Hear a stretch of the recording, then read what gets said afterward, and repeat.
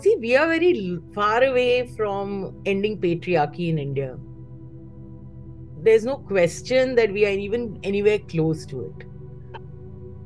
The Me Too movement happened and it definitely had a massive impact on that entire discussion, right? Um, but that men changed, that was too much to expect because patriarchy stayed, right? And post Nirbhaya also, look what happened during Nirbhaya. Did anything change? Then came Asifa, then came Unnao, then came this, then came that. Every day we hear so many things. On the moral side, of course, I believe that if a Sajid Khan is coming back into Big Boss, it is a moral responsibility of the network and the channel to make him apologize before entering that house. To the 11 women who spoke and told horrific tales about him, right? But they didn't do it. And who are the people who are running networks and channels? They are people like you and me, Rima. What are the pressures they are under? Do you think nobody must have objected over there? None of the girls would have kicked up a storm. In fact, I read somewhere that the girls over there, the women in that organization, in that network, were very upset. But their voices were muzzled, they were kept made to keep quiet, and life went on. And that is how everything is happening. I don't believe that anyone who was accused during Me Too, their life should end because of Me Too. Right? But I do believe, accountability. yes, I'm coming to that. So they are accountable for what they did and they need to apologize, right? Or punished if the act has been more harmful than just than one thing, than what I mean, whatever the depth of the fault is or the thing of the fault is.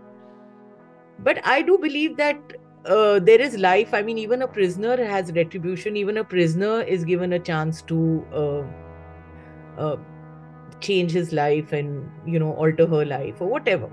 But ऐसा नहीं है कि आप apologize. So that defined way in which they are being replaced and they are being brought back is where the problem lies. You know, just the other day, in fact, I was I was having a drink with a couple of friends of mine, and one of the girls turned around, not realizing that I was one of the people who had come out.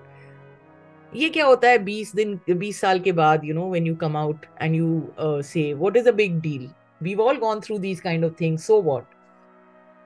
So I did say, I said, it is your moral responsibility as an individual to speak because you are making so many other people get confidence by coming out. So if you have gone through something, it's your moral duty. And what did people do 20 years ago? 20 years ago, there was no law. 20 years ago, there was nothing like sexual harassment even in the idea of things. Right? So people like you and me are taking longer to change than people at the ground. It's a very, very strange kind of a space that we are in. Of course, people are coming back. The men are being put back into their positions. Everyone's doing it without even batting an eyelid. They're doing it without even feeling slightly responsible. Forget the guys who are being brought back and repositioned. Talk about those who are helping them do it. That speaks volumes for where we are in the discourse, right? You had spoken after Nirbhaya, you had spoken about Asaram and a Yes, couple of other people who had yes, made some very irresponsible statements during that time. yes. And you had said that there is a certain uh, reason why these statements come because they are speaking to their base, they are speaking to Yes.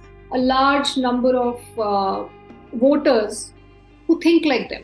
Look at the rapists of Bilkis Banu who have been released. Why was it done? It was done to appease a bracket of voters. How do you explain that? So there is a sort of a huge mass of people. And then that's why I started by saying this is patriarchy. When a Karan Johar sits openly and says in an interview, which is going out to the masses, that I don't know why people write columns and columns, and I don't know why people write so much against my coffee with Karan, etc. I'm to saying it openly that I'm making a cringe fest. I'm to saying openly that I'm giving you guilty pleasure. That's patriarchy, Rima. It's patriarchy that you have the power to not only do work which is cringeworthy, but you also have the power to say it publicly and get away with it. Nobody looks at the person who's been affected. Nobody looks at the women who were humiliated and insulted and, you know, in so many ways pushed back in their lives. Yeah. What is rape? It's an accident. What happens after an accident, if it's really a bad, treacherous accident that in your life? You fear driving again. You fear being on the road again, right? It takes sometimes a lifetime and sometimes a not even, I mean, even at the end of life, you haven't overcome those fears. Rape is exactly that. It's an accident. It makes you But fear but for the but rest of the life, makes but you it mistrust people. yeah, It makes you, but it has been caused it, intentionally. That's the difference. whatever may be the case, even if it's been caused, you're very right about it. If it's intentional, but look, I'm talking about the intention behind it. Why did a person come and ram his car into yours intentionally? To make you fear driving for the rest of your life. Am I right or not? Yeah. So that is where women belong even today. And that's where we've left it. Me Too happened, Me Too finished, everything got over. People have forgotten about it. And life will go on till another revolution comes or another such wave comes when a lot of things happen. But the system is such that they brought everything and placed it in a way that another Me Too cannot happen. You know, that's unfortunate.